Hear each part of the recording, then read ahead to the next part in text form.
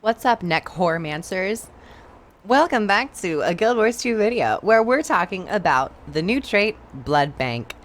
In all honesty, I should probably rename this build to the Accountant because, Mama, would you like to open a savings, checking, or go into stocks? I don't know about financial business, but I do know how to make a good build. For the most part, people would disagree with that, but I don't care. Today, we're going to be sharing and discussing the newest balance patch, which has introduced and changed certain situations with Necromancer, both Core and Scourge. But in all honesty, this is a build video, so let's get right into it. Now, I had speculated this, and my speculation has come to fruition. So for the build, I'm currently taking Swashbuckler, Power, Precision, Vitality, and Condition Damage. I'm taking Rune of the Sanctuary, or Rune of Sanctuary, because Vitality, Boon Duration, and, you know, Barrier. A lot of Barrier. And then Sigil of Cleansing, Sigil of Revocation. Apologies, it's very, very warm, and I have the windows open. Sigil of Exploitation, Sigil of Escape. Here we have the build. It's called Inscribed Killer, but I should honestly just say the Accountant. I spelled that right. Anyway, so we have Spite. I'm taking Spiteful Renewal for the heal. I'm taking Signet of Suffering because it's now in the Master tier instead of the Grandmaster tier. In all honesty, it's really, really nice. And I'm taking Spiteful Spirit because now I can. This build utilizes a lot of Signets, and it's great that it's in the Masters because now you have a bit more option. You would have to give up Spiteful Spirit or Close to Death. I'm currently taking Spiteful Spirit in a PvP scenario because of boons and, you know, some damage and cripple and retail. But if you would like to do even more damage, just go Close to Death. Blood Magic. I am taking Blood Bond for lesser Signet of Vampirism for more active healing. You could take Ritual of Life, but this is a little bit more of a selfish, I'd say, build. I am taking Vampiric Presence just so I can maintain life siphon healing. This is also for allies a little bit, but in all honesty, it's just to keep buffing you up to use Rune of Sanctuary. And then we have Blood Bank. Health gained over your maximum health is converted to Barrier. When we first heard of this, I was like, you know what, guys, it's fine. We don't know the conversion rate. It could be like 25%. It could be like 20% or like maybe 50%, but that'd be like awful. No, they said, screw that. We're going to do 100%. Dear God. This trait is so powerful in PvP, and it does make for a great time in terms of, you know, being able to sustain yourself in the beginning of a fight. But you know what? Maybe they're going to need to look at this at some point, but you never know. And then finally with Soul Reaping, we have the classic Speed of Shadows, Vital Persistence, and of course the newer Eternal Life. Let me keep this up.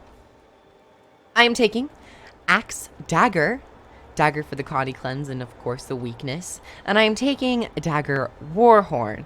I'm not taking Focus, though Focus is also good for, you know, the Axe weapon set. But I enjoy the Condi transfer on Deathly Swarm because I do not have a lot of Condi Cleanse on this build. And then for my utility, I'm taking Signet of Vampirism. This has been changed to actively heal you throughout its duration, because it'll strike enemies around you. I'm taking Signet of the Locust, and this is so strong. It's so strong. You can affect 5 targets. You do a lot of healing per hit, and then you do additional healing for the boon. This is the skill you want to use in the middle of a fight or at the very beginning with Blood Bank. You're going to get healed so much. You're going to do more healing if they have boons, and it's going to be converted to Barrier. I'm taking Signet of Undeath to keep regenerating my Death Shroud, but it's also really nice to just revive an ally if need be. And of course, with this trait, Signets of Suffering, when you're in Shroud longer, they recharge faster. And then Spectral Armor, that's a stun break, and it also gives me protection and additional life force. Additionally, I could also take Well of Power, because this is even better condition transfer or condition cleansing into boons. And it's also a stun break, and it's on a lower cooldown because they had dropped a bunch of the cooldowns on Wells. Also, Well of Darkness, guys, you don't need Chill. Why the hell did you put Chill on Well of Darkness? I don't understand it. If anything, do it on Well of Corruption. Take the, it's not, it's on a 25, no. No. No. Did you hear me? No. Why? And then Lich Form, because Lich Form. You could also take, honestly, Flash Golem if you want the CC, or you could take Plague Lance, because we are running Swashbucklers, so you're going to get a little bit of condition damage out of this. But it's also just like you get so many conditions on a point, and it's on a lower cooldown than Lich Form. So that's the build. I'm now gonna talk about gameplay and how I feel about this, these changes to Necromancer. So going on over to the gameplay section. Hey y'all, welcome to the gameplay section. So, of course I'm going to be showcasing a couple fights. I think I have about 4 or 5 fights here. This first one is pretty long. This was actually my very first game of the day with this new trait, and it went pretty well. So, with Signet of Locust, it's really great to start in the fight before you start going in. And thankfully nobody had focused me down, so I was pretty free to get a couple hits off before I had to use Signet of Locust. And then I just, as you can see on the health bar, I keep popping Barrier. And in conjunction with all your lifesteal, not even thinking if you have like a Renegade on your team that's giving you Kala, you have a lot of access to Barrier regardless. I don't think I need to say any more. Then you have Barrier, and you should be pretty much fine. So here I'm just getting a couple hits off, making sure I can immobilize people, and so on and so forth. You're still doing pretty great damage, in all honesty. And with your life, your Death Shroud, your Life Blast is a very long-range skill, so always be sure to keep that in mind. This was also my very first game, and I kept forgetting to use Signet of Undeath to resurrect my allies. So you're not going to see any of that playstyle in here, but I've been remembering to use this more. Additionally, I had actually forgotten how useful Dagger is on this build. Not just for the immobilization and the life force generation on the auto attack. Here I do sadly go down eventually, but I was able to withstand quite a few attacks and manage my own for a hot minute. But with the Dagger, you have your Life Siphon, which does healing as well. So not only are you getting a bunch of life steal, your healing abilities, Life Siphon healed from other characters and your other allies, but you also have quite decent, healing on the Dagger itself. So, I mean, you just have a great time. Additionally, with you in Core Shroud, and this not allocated to, say, Reaper Shroud, your Death Shroud has a lot of health, which is really nice to resurrect allies if you say, like, for instance, like me, if you forget to use Signet of Undeath, you're pretty much, I don't know, guaranteed, or you have an easier time resurrecting allies if you are using your Death Shroud to defend yourself while getting allies up or getting the stomp on other people. Here we have this Guardian, and Guardian is really great foes to fight as a Necromancer because you have all this Corrupt, and especially with Signet of Locust, you'll do more healing with Boon Corruption. I think it destroys a boon, or just heals more for boons. But additionally, when you go into Death Shroud, you're going to use Spiteful... you're going to use the Spiteful Renewal? I've already forgot the trait. But you pulse out, it's kind of like Unholy Feast. And you're going to rip some boons, and also gain Retaliation for yourself. Retaliation is also great, because if you're getting attacked, not only do you have Barrier, or other protection from Eternal Life, so you're not taking as much damage, but they're also striking you and damaging themselves. All in all, you're going to have a great time being a bunker, a spiky bunker, for nodes and node gameplay. In terms of 1v1s, I have a pretty nice time.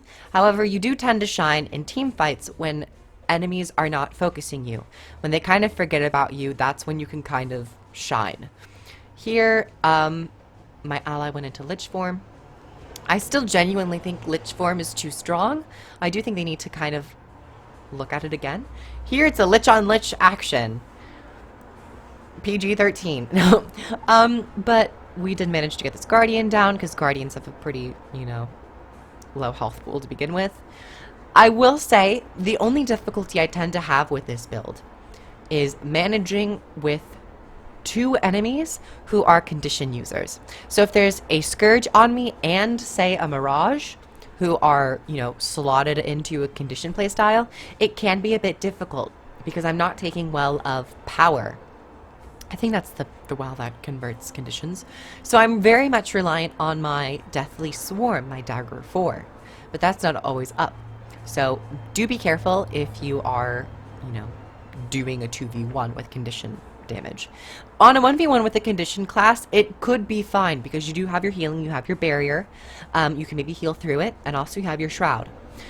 However, there will come a time when you might not be able to cleanse the conditions. So the longer the fight goes on, that's when condition damage characters tend to get the upper hand, in my opinion. Because you can only transfer and cleanse so many conditions at a time. Here I'm getting stunned, and the conditions keep piling up on me, and I start to freak out a little bit. I don't know what to do. I'm getting confused, torment, bleeding, all that stuff. So at that moment, that's when I think this build kind of drops out a little bit, but I'm not taking probably the optimal Condi cleanse. So if you do, you probably have an easy time. However, I do like the Life Force generation. There's kind of a give and take. Do you want to have your Death Shroud active almost all the time, or do you want to be able to strip conditions? But this is pretty much the build. Your Locust Swarm on your Warhorn is also great because it does lifesteal and swiftness and all that stuff, and you're already a really fast character, so you can get away from things. You have Connie Clear. It's a lot of fun. So if you're a new player to PvP and you want to play Necromancer, I think this is a pretty nice build to play. It's not super complex because you have a lot of passives. Though always be ready to use your Signative Locust, the 7th skill on my hotbar, before you enter a fight. Because the more enemies you hit, the more barrier you're gonna get at the very beginning, and you're gonna do some damage. So yes, this is the end of the video. Thank you everyone so much for watching. I hope you guys enjoyed. Like the video if you liked it, comment below your thoughts on this build or other builds, and I'll be sure to catch you with some more videos. I'll catch you guys in the next one. Bye everyone!